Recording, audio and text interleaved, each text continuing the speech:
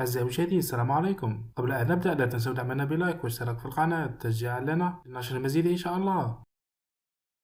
إليكم تصريحات مدرب منتخب إماراتي قبل المواجهة النارية المرتقبة أمام منتخب وطني جزائري في الربع النهائي. بالطبع سنكون متحفزين. كما ذكرت منذ بداية المؤتمر بأنه تحدي جيد بالنسبة لنا، لأن لاعبين شباب ربما المرة الأولى في المنتخب في مثل هذه الأجواء.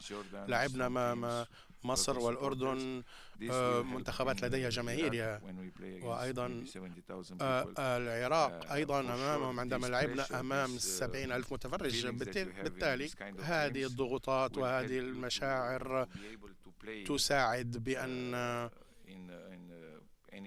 تلعب أي مباراة في مثل هذه الأجواء في هذه البطولة، وهذا يساعد كثيرا الفريق لكي نبني وأيضا فرصة وأيضا علاقة ما بين اللاعبين لكي نشاهد من هم اللاعبين الذين يستطيعون يلعبون في مثل هذه الأجواء. بكل تأكيد هذا شيء مساعد، وبالتالي هذا يعطينا دافع وليست لدينا خوف أو خشية. نحترم المنتخب الجزائري، لديهم لاعبين أصحاب جودة كما ذكرت، ولكنه تحدي جيد سنواجهه بأفضل وأحسن طريقة ممكنة. نحن نحفز اللاعبين في كل مباراة نلعبها. أعتقد عندما تمثل منتخب وطني لا يجب أن نحفزهم كثيرا، لأنه شيء استثنائي لا يمكن تواجده أكثر. أن تحفز لاعب منتخب وطني هي أولوية. يجب أن يكونوا متحفزين ولديهم الدافع بداخلهم، لأنه شيء لا يستطيع أن يمثلونه كثير من اللاعبين ولديهم هذه الميزة لتمثيل منتخبهم. لذا يجب أن يكونوا أكثر حوافز ودوافع لتمثيل منتخبهم وتقديم أفضل ما لديهم.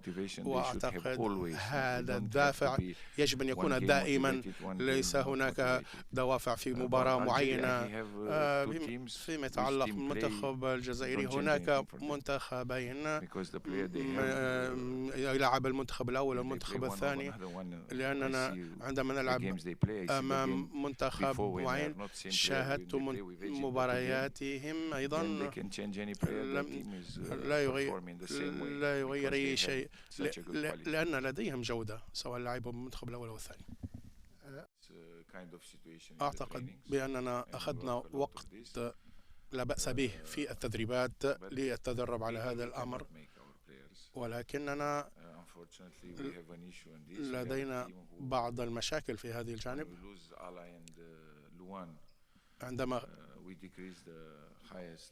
خسرنا لوان